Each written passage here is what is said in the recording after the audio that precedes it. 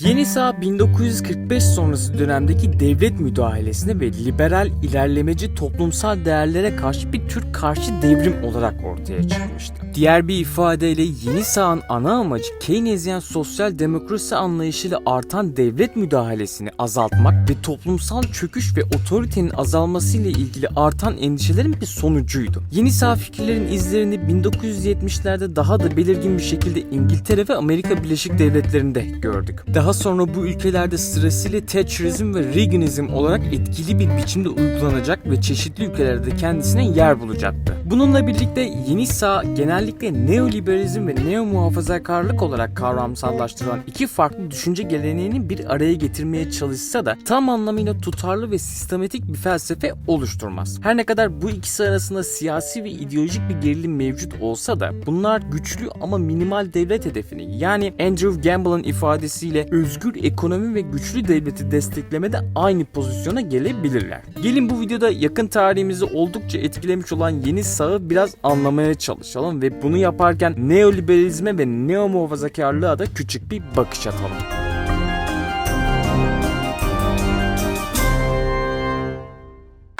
Neoliberalizm, Friedrich Hayek ve Milton Friedman gibi serbest piyasa iktisatçılarının ve Robert Nozick gibi filozofların yazılarında geliştirilen klasik siyasi iktisadın güncelleştirilmiş bir türüdür. Neoliberalizmin merkezi ilkeleri piyasa ve bireydir. Başlıca neoliberal hedefse regüle edilmeyen piyasa kapitalizminin verimliliği, büyümeyi ve yaygın refahı beraberinde getireceği inancından hareketle devletin sınırlarını geri itmektir. Bu yaklaşıma göre devletin ekonomik işlere karışması iş dünyasının ve piyasanın doğal işleyişine zarar vermektedir. Diğer bir ifadeyle hükümet ne kadar iyi niyetli olursa olsun beşeri işlerde değişmez biçimde zarar verici etkide bulunmaktadır. Bu liberal yeni sağ mülkiyet politikasına ilgisinde ve devlet teşebbüsü veya millileştirmeye karşı özel teşebbüse yönelik tercihinde yansımasını bulur. Kısacası özel iyidir, kamu kötü. Bu tür fikirler Margaret Thatcher'ın toplum diye bir şey yoktur, sadece bireyler ve aileleri vardır şeklinde meşhur iddiasında ifadesini bulan katı bir bireycilikle bağlantılıdır.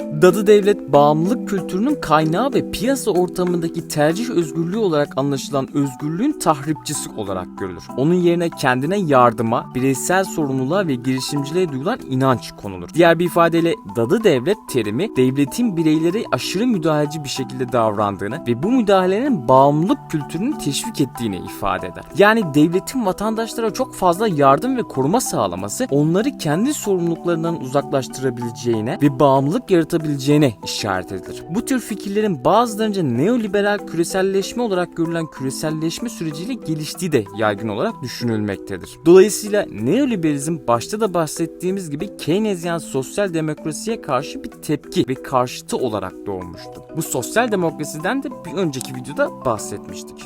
Neo-muhafazakarlık ise 19. yüzyılın muhafazakar sosyal ilkelerini yeniden canlandırmıştır. Muhafazakar yeni sağ her şeyden önce otoriteyi restore etmeyi ve geleneksel değerleri, özellikle de onlar arasında aile, din ve milletle bağlantılı olanlarına dönmeyi arzular. Paylaşılan değerlerin ve ortak bir kültürün sosyal bağlılık ortaya çıkardığına ve medeni varoluşu mümkün kıldığına inanılırken, otoritede disiplin ve saygı ürettiği temelinden hareketle sosyal istikrarın teminatı olarak görülür. Bu bağlamda neo-muhafazakarlığın düşmanları 1960'ların değerlerindeki gibi düşünmeyi, ben kültürünü ve herkesin kendi işine bakmasını ifade eden aşırı özgürlüktür. Diğer bir ifadeyle neo-muhafazakarlığın düşmanı fazla liberalliktir. İlgi çekici olansa aslında Amerika Birleşik Devletleri'nde kendisini neo-muhafazakar olarak tanımlayanların pek çoğu Kennedy-Johnson dönemi ilerlemeci reformlarının ortaya çıkardığı hayal kırıklığı ortamında büyüyen eski liberallerden oluşur. Neo-muhafazakarlığın diğer bir boyutu da çok kültürlü ve çok dinli toplumların ortaya çıkışının tehlikeli bulmalarıdır. Bu çok çeşitliliğin çatışma doğurucu ve doğası gereği istikrarsız olduğu ileri sürülerek bu duruma kaygıyla yaklaşılır. Bu yaklaşım aynı zamanda çok kültürlülükten ve Birleşmiş Milletler ve Avrupa Birliği gibi ulusüstü organizasyonların büyüyen etkisinden yana şüpheci olan dar bir milliyetçilikle de bağlantılıdır.